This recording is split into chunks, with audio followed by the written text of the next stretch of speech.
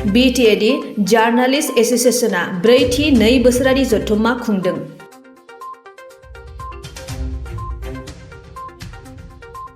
BTAD journalist एसोसिएशना सानसेनि हाबाफारिजों दिनै चिरांनि काजलगावआव मेहेरगोनां हाबाफारिनि गेजेरजों ब्रैथि 2 बोसोरारि जथुम्माखौ खुंफुंदों।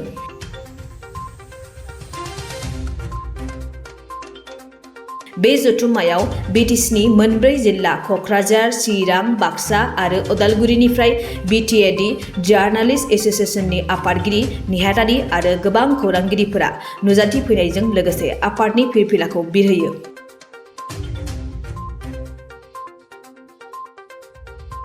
बे हाबाफारियाव हांख्रायहरनाय बायदियैनो MLA जयन्त बसुमतारी आरो MCLA अमर बसुमतारी मोनहाबो बाहागो लायो।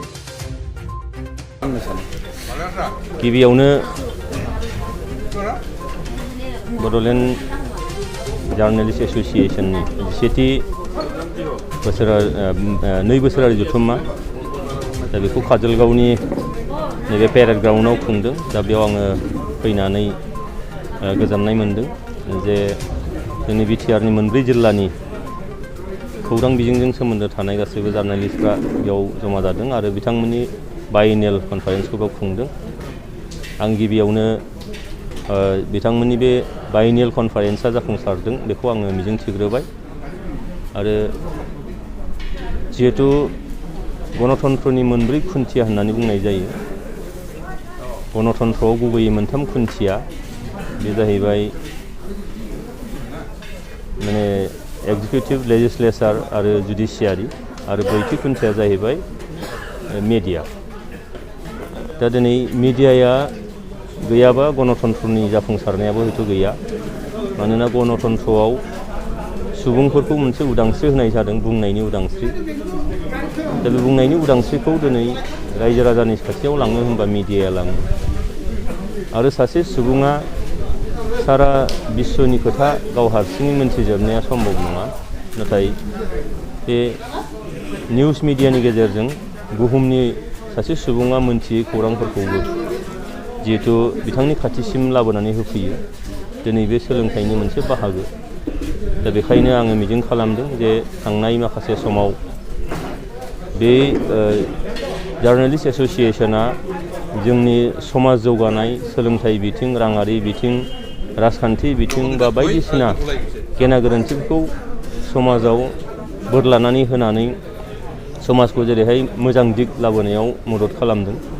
दा बेनिखायनो आङो बिथांमोननिसिम जोबोद साबायखर होदों आरो फैबाय थानाय समावबो बेबायदि मोनसे समाज जौगानाय बा साफ्रोमबो सुबुङा मिडियाजों सोमोन्दो थानानै मोजां गाज्रि गासैखौबो साननो हानाय, मिथिनो हानाय, बिजिरनो हानाय जे थासारि बेखौ जाहाथे लाबोनानै होफैगोन बेखौ आङो आंनि फारसेनिफ्राय गोजोन हामलायनाय होबाय आरो जोंनि UPPL दोलोनि जानानैबो आङो बे बड'लेण्ड जार्नालिस्ट एसोसिएशननि साफ्रोमबो दिनै खौरांगिरिफोरनिसिम आं गोजोननाय फोरमायदों आरो जाफुंसारथों बेखौ आङो मिजिं हास्थायदों।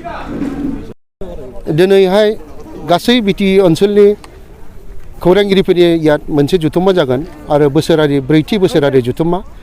बे जथुम्माया जेरै चिरां जिल्लानि काजलगाव फोथाराव जागासिनो दङ।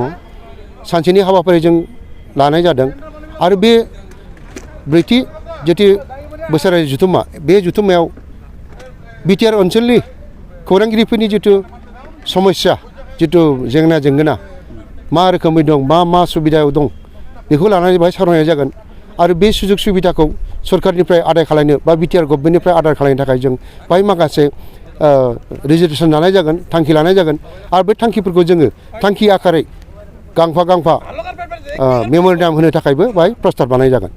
जे गोदान सरकारा खौरांगिरिनि थाखाय गोबां सुबिदा होनो सानदोंमोन, बिनि सायाव माबायदि? निश्चय इतिमध्ये गोदान सरकारा जितु खौरांगिरिफोरखौ आगोल जितु गावसोर जितु बिसायखि खुंनायनि सिगां जितु खोथा होदोंमोन जे सांबादिकफोरनो गासैबो खाबुखौ होनाय जागोन होननानै आं दासिमाव मिथिनायाव इन्सुरेन्स पलिसिखौ दासिम खालामनाय जाबाय। 1 कौटिनि इन्सुरेन्स खालामना होनाय जादों। दासिम बे हाबाफारिया सोलिबाय प्रमपटारमाव आरो बेनिफ्राय मोनफ्रोमबो जिल्लायाव सांबादिकफोरनो खौरांगिरिफोरनि थाखाय मोनफा मोनफा जिरायसालि बा प्रेस क्लाब लुनानै होनो थांखि लादों इतिमধ্যे बे खामानियाबो बबेबा जिल्लायाव इतिमধ্যे बिटिआर सरकारनिफ्राय हरनाय जाबाय नेथ' नायनोसै बेसेबां मावनो हायो बिटिआर सरकारा आरो नैबे ब्रैथि जथुम्मानि गेजेरजोंनो आगोल जितु जोंना 2 बोसोरनि गेजेराव माने बडि फर्मेसनाव जायोमोन सोलायनाय जायोमोन एबार नैबे चिरांनि जथुम्मायाव ब्रैथि जथुम्मानि गेजेरजोंनो गोजाम जितु आफाद बे आफादखौ सिफायनानै गोदान आफाद दानायनिबो थांखि लानाय जागोन गोजोन्थों।